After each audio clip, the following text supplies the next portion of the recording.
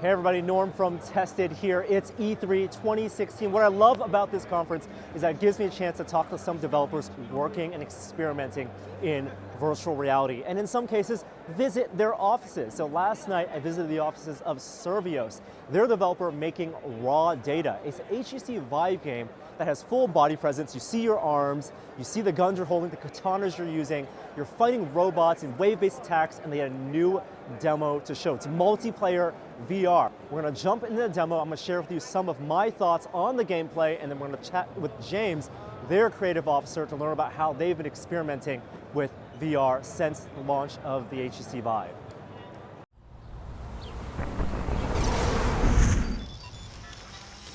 All right, James, it's great to be here. Last time we saw you guys at GDC, we played the Raw Data demo for the first time. Wave-based VR game for the HTC Vive. What are you guys showing off today? So we have a lot of new material that we built out for Raw Data. The last thing we actually showed was very much a tech demo. It was just a sliver of the first mission that takes place in the robotics lab, where we really just want players to get comfortable using all the basic combat action mechanics. So trying out all the different toys, all the different weapons, getting used to a few enemy types. It's just a slow, steady progression getting comfortable in the game.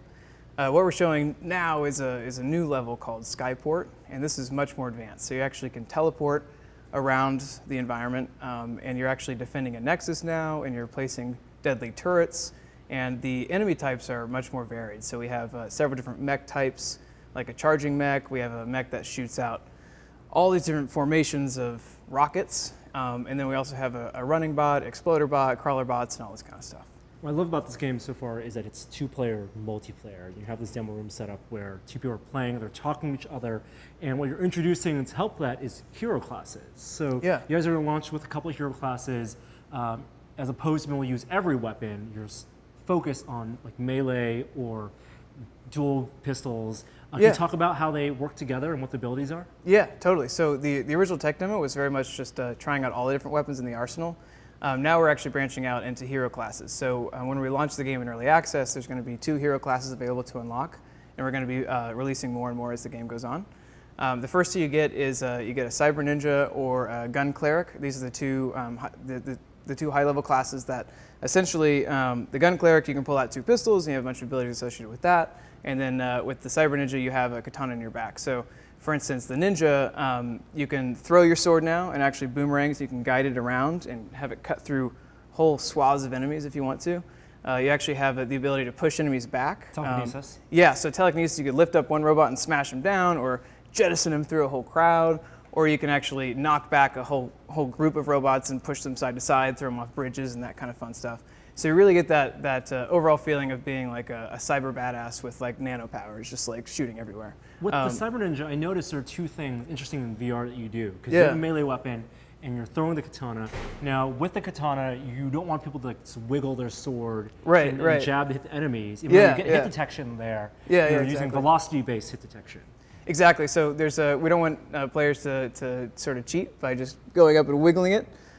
So you actually do have to put some swing into your sword and use some technique to cut through multiple robots. And so as you get more comfortable using the katana, you actually learn sort of intrinsically how to wield the weapon for it to damage more often. Are you designing the damage models based on that, like the higher the velocity, the better chance of a decapitation? Absolutely. And you're using that instead of then structuring the weak points around the enemy? It's all about how strong you swing? Well, it's actually a little bit of both. So obviously, like hitting them in the head, that's going to be an instant kill. But if you just kind of go up and jiggle your sword at their head, it might just kind of knock them a little bit. It's not going to actually give full head damage. So it's a combination of the velocity of your swing and where you're actually chopping them. So you could chop their arm off, you could chop them in half, you could chop them in the head. If you chop them in half, they actually become a crawler bot. And that gets really scary when you have a bunch of crawlers coming after you, because they actually jump up off the ground and they're screaming at you. And when they grab onto you, kind of like a face hugger, they're like spewing out this like oily liquid, and you have to smack them off or like shoot them off of you. And so it kind of blinds you for a minute. You know, speaking of jumping, one of the powers you showed me for the Cyber Ninja is a leap, and then you slam down. Yeah. Now, when you do that, your body isn't actually jumping. You're just playing the animation. Right. Some VR games, they don't want you to take that control away from the player. Right. If the player isn't grappling or isn't physically jumping themselves. But you guys are doing that, so how you can make that comfortable? Well, yeah, so it's all about sort of balancing the difference between expectations in a virtual environment and what the real world is telling us that we're feeling. So pretty much all throughout the development of raw data, we've been kind of here and there kind of pushing those edges. Like, for instance, you grab a handgun and it flips around your hand, and it's like a very split-second animation, but it just kind of adds a little bit of style to the feeling of being a badass gunslinger shooting guns everywhere. So in the same way, we allow you to you basically levitate up for a brief moment and instantly come back down, and it shoots out a shockwave and knocks enemies back. And it's still something it's one of our newer features. So we're building out a lot of interesting abilities for the Cyber Ninja. But this one, we think with some tuning, it's going to be just brief enough to enhance the experience without detracting from presence. How do you balance the ability to activate commands and power-ups with buttons and gestures with your thumb versus physical gestures? Because in VR, you can abstract a lot of things. You know when the player is standing, when they're crouching, when their arms are out, and you could do a lot to activate powers that way, but you also can just have them swipe a button. So when the jump, I thought it would make sense to crouch and jump and have the player do that, but then that might be more physically exerting. So have you guys experiment with that? It's perfectly valid. I mean, this is stuff that we've been, we sort of A/B test a lot of this stuff, and we're trying to figure out what's the balance to make the player have enough stamina to get through 5 phases of a given mission. Right. Crouching and jumping certainly is a cool feature, and perhaps we can make it so that you actually do a more powerful jump if you're willing to exert that extra stamina to do it.